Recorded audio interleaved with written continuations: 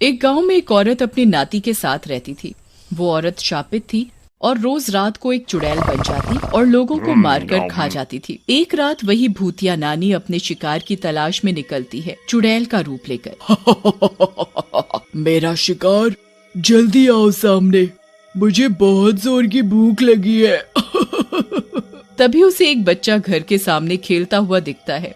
बच्चा देख चुड़ैल उसकी तरफ बढ़ती है।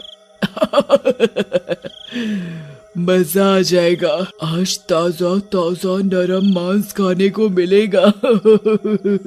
लेकिन जैसे ही वो चुड़ैल बच्चे के पास पहुंचती है तभी वहाँ गांव वाले आ जाते हैं और उस पर लाठी डंडों से टूट पड़ते हैं। बचाओ, छोड़ दो, नहीं तो मैं किसी को जिंदा नहीं छोड़ूंगी। अरे मारो इस चुड़ैल को, बहुत लोगों को परेशान किया है, मारो। थोड़ी ही देर में चुड़ैल गांव वालों की मार से बेहोश हो जाती है। गांव वाले उसे मरा जानकर वहां से चले जाते हैं। तभी उसका नाती मोनू वहां आता है और अपनी नानी की ऐसी हालत देखकर रोने लगता है। नानी, तुम्हें क्या हुआ और गांव वाले तुम्हें क्यों मार रहे थे? चुड़ैल को भी होश आ जाता है।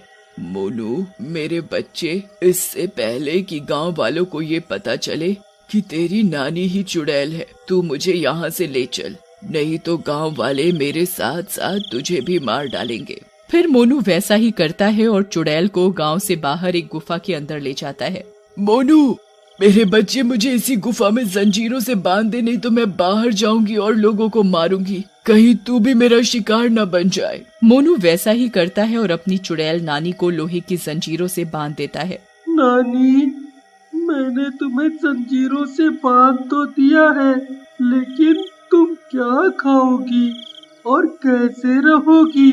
मेरे बच्चे, मैं एक शापित चुड़ैल हूँ, इसीलिए तू मुझे रोज एक आटे की रोटी में ये शिव का भभूत मिलाकर खिला देना, उससे मेरे अंदर घुसी हुई चुड़ैल भी शांत रहेगी। ठीक है नानी, लेकिन एक बात तो बताओ, तुम्हारा ये हाल कैसे हुआ?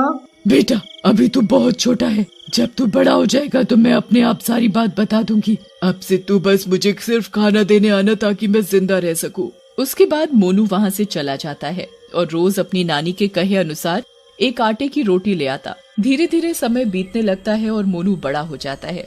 एक दिन मोनू अपनी नानी के लिए भभूत मिली रोटी ले जा रहा होता है। तभी गांव वालों को उस पर शक होता है और वो उसका पीछा करते हैं। ई मोनुआ रोज रात को ना जाने कहाँ जात है, अपने हाथ में कुछ पकड़कर इसका पीछा करे का पड़ी।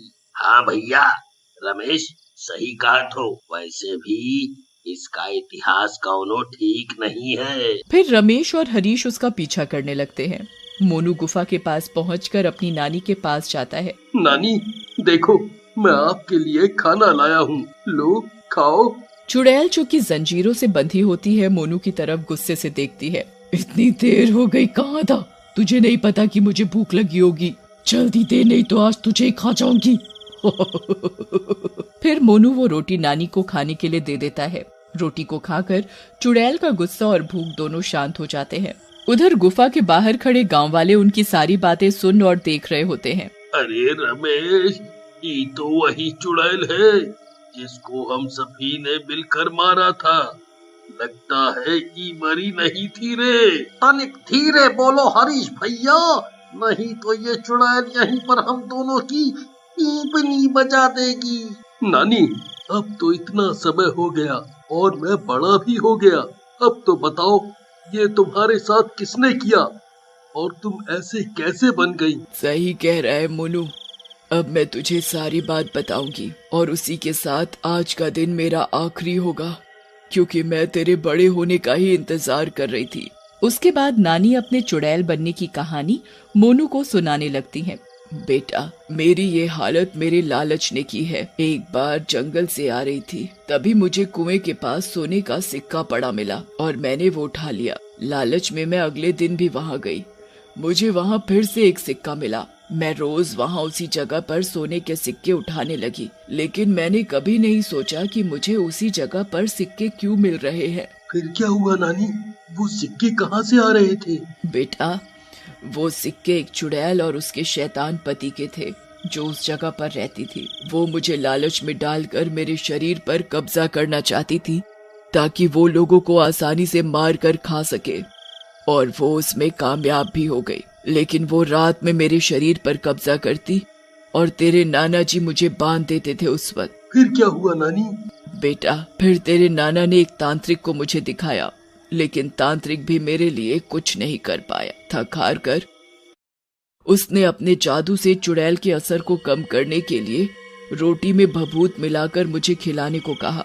जब वो चुड़ैल मुझ पर हावी होती है तो वो रोटी मुझे खिलानी होती है। नानी, मैं इस चुड़ैल और शैतान के चक्कर से तुम्हें आजाद कराऊंगा, तुम चिंता ना करो, अब मैं बड़ा हो गया हूँ। नहीं मोनू नहीं, मैं अब जीना नहीं चाहती मेरे बेटे, मैं बहुत बूढ़ी हो गई हूँ।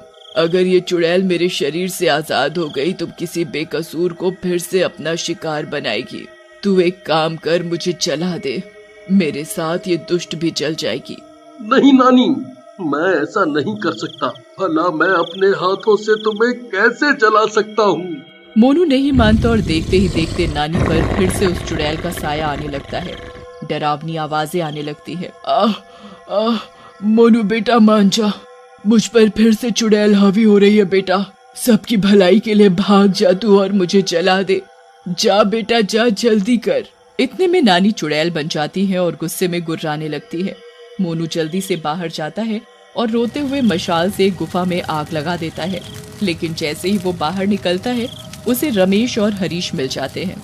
हमने सब सुन लिया है मोनू भैया, तुम्हारी नानी और तुम बहुत महान हो। नानी ने दूसरों की जान बचाने के लिए अपनी जान दे दी। तुम चिंता ना करो, अब हम तुम्हारे साथ हैं। लेकिन वो चुड़ैल तो खत्म हो गई, पर अभी वो शैतान तो जिंदा है और अपनी चुड़ैल को जरूर ढूंढेगा, और हम भी नानी की मौत का बदला जरूर लेंगे उस दुष्ट शैतान से।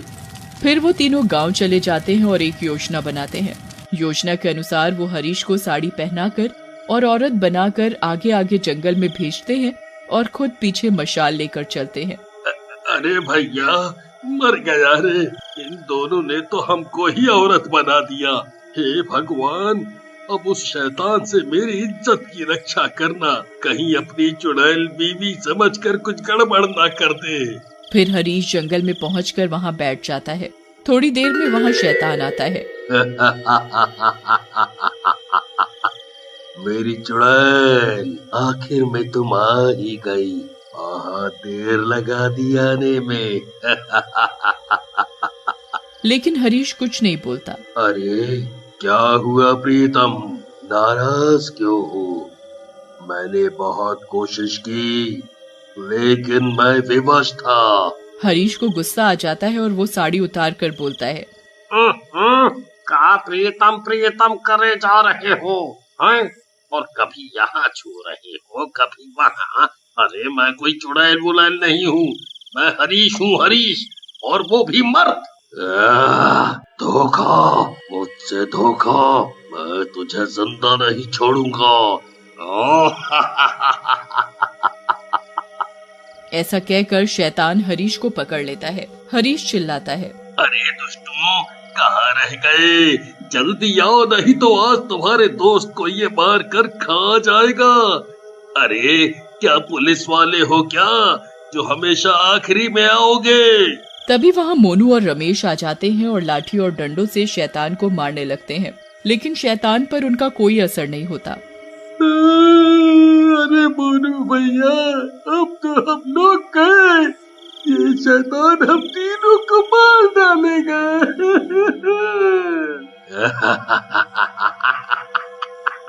लाठी और डंडों से शैतान को मारने आए थे। अब तुम तीनों यहीं मरोगे। लेकिन तब तक वहाँ गांव वाले आ जाते हैं। उनके साथ गांव के पुजारी जी भी होते हैं। फिर सरपंच जी बोलते हैं, हमरे होते हुए तू हमरे बच्चों को मारेगा, तेरा तो हम सर ही फोड़ देंगे शैतान। वाह वाह सरपंच जी, वाह, आपने तो आकर हम तीनों की जान बचा ली। लेकिन आपको कैसे पता कि हम यहाँ हैं? अरे मैं तुम्हारी तलाश में थोड़ी न था, मैं तो उस सुंदर औरत की तलाश में यहाँ आया था जो गांव में से इसी तरफ आई थी, और वो तो मिली नहीं, तुम 3 मनहूस मिल गए। तभी शैतान हरीश का गला दबाने लगता है। बहुत हुआ मजाक, अब तुम सब गांव वाले मरोगे, पहले इस हरीश को मारूंगा। लेकिन तभी पुजारी जी उस पर शिव जी का चरणामृत फेंकते हैं और शैतान जलने लगता है।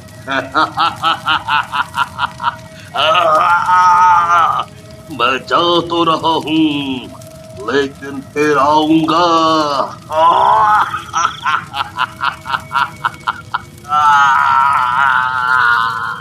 थोड़ी ही देर में शैतान जल जाता है और फिर मोनू उसके सारे सोने के सिक्के गांव वालों में बांट देता है।